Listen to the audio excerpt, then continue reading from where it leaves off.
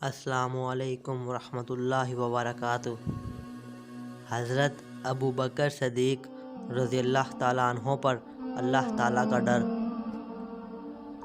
حضرت ابو بکر صدیق رضی اللہ تعالیٰ عنہ جو باجماع اہل سنت انبیاء علیہ السلام کے علاوہ تمام دنیا کے آدمیوں سے افضل ہیں، اور ان کا جنتی ہونا یقینی ہے کہ خود حضور اقدس صلی اللہ علیہ وآلہ وسلم نے ان کو جنتی ہونے کی بشارت دی، بلکہ جنتیوں کی ایک جماعت کا سردار بتایا، اور جنت کے سب دروازوں سے ان کی پکار اور بلاوے کی خوشخبری دی، اور یہ بھی فرمایا کہ میری امت میں سب سے پہلے ابو بکر جنت میں داخل ہوں گے۔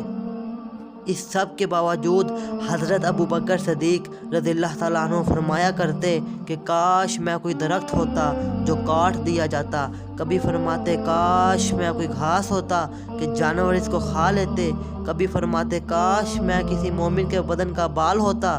ایک مرتبہ ایک باغ میں تشریف لے گئے اور ایک جانور کو بیٹھا ہوا دیکھ کر ٹھنڈا سانس بھرا اور فرمایا تو کس قدر لطف میں ہے کہ کھاتا ہے، پیتا ہے، درختوں کے سائے میں پھرتا ہے، اور آخرت میں تجھ پر کوئی حساب کتاب نہیں، کاش ابو بکر بھی تجھ جیسا ہوتا۔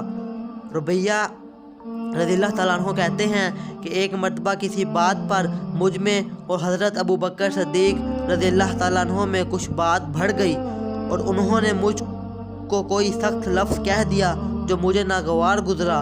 فوراً ان کو خیال ہوا، مجھ سے فوراً فرمایا کہ تو بھی مجھے کہہ دے تاکہ بدلہ ہو جائے۔ میں نے کہنے سے انکار کیا تو انہوں نے فرمایا کہ یا تو کہہ لو ورنہ میں حضور اقدس صلی اللہ علیہ وسلم سے جا کر عرض کروں گا۔ میں نے اس پر بھی جوابی لفظ کہنے سے انکار کیا۔ وہ تو اٹھ کر چلے گئے۔ بنو اسلم کے کچھ لوگ آئے اور کہنے لگے کہ یہ بھی اچھی بات ہے کہ خود تو زیادتی کی اور خود ہی الٹا حضور صلی اللہ علیہ وآلہ وسلم کو شکایت کریں۔ میں نے کہا تم جانتے بھی ہو یہ کون ہے؟ یہ ابو بکر صدیق رضی اللہ تعالیٰ عنہ ہیں۔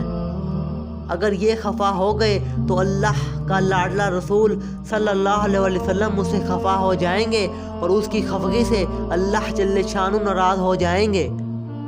تو ربیہ کی ہلاکت میں کیا تردد ہے؟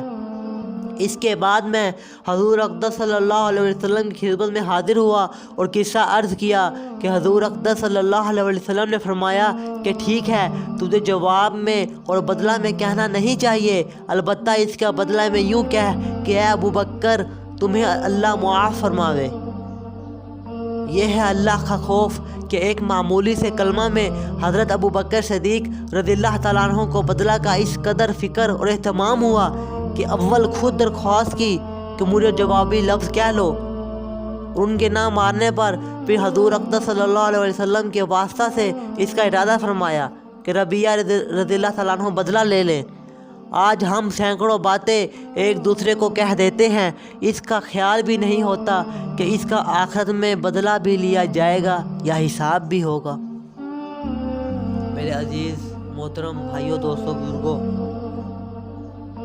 جیسا کہ آپ لوگوں نے سنا کہ حضرت ابو بکر صدیق جن کو آپ صلی اللہ علیہ وسلم نے جنت کی بشارت دی اور فرمایا کہ جب تک ابو بکر جنت میں نہیں جائیں گے میری امت کا کوئی بندہ جنت میں نہیں جا سکتا،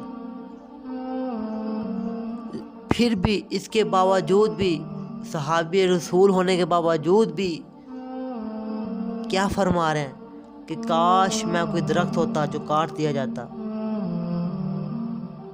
کاش میں گھاس ہوتا کہ جانور مجھے کھا لیتے۔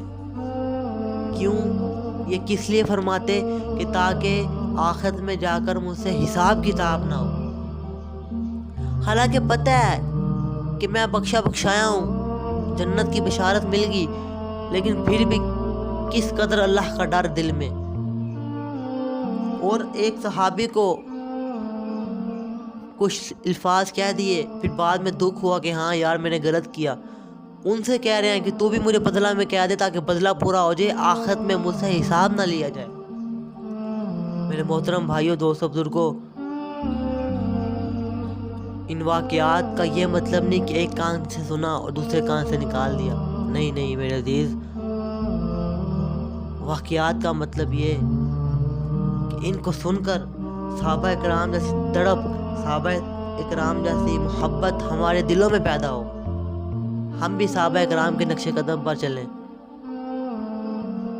میرے محترم عزیز بھائیو دوستو بزرگو، آج ہم ایک دوسرے کو پتہ نہیں کیا کچھ کہہ دیتے ہیں، پتہ نہیں کیا کچھ کہہ دیتے ہیں اور کیا کچھ اگلے کے ساتھ کر دیتے ہیں، لیکن ہمیں اس پر ذرا سی بھی ندامت نہیں ہوتی کہ یار نہیں میں نے غلط کیا، میں اسے معافی مانگ لوں یا میں اس کو منا لوں۔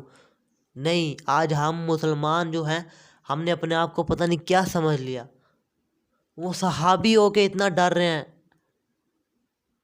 اللہ کے نبی کے دوست ہو کے اتنا ڈر رہے ہیں، اور آج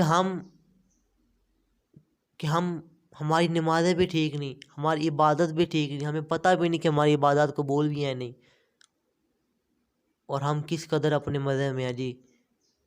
تو میرے محترم عزیز بھائیو دوستو بزرگوں، اس پر ندامت ہونی چاہیے، اس پر ندامت ہونی چاہیے۔ اللہ رب العزت کی ذات کو منا لیں، عقل مند وہی ہے جو مرنے سے پہلے مرنے کی تیاری کر لے۔ اللہ رب العزت کی ذات مجھے آپ کو صحابہ کرام کے نقش قدم پر چل کے آپ صلی اللہ علیہ وسلم کی ایک ایک سنت کو زندہ کر کے اپنی زندگی گزارنے کی توفیق عطا فرمائے، آمین۔ السلام علیکم ورحمۃ اللہ وبرکاتہ۔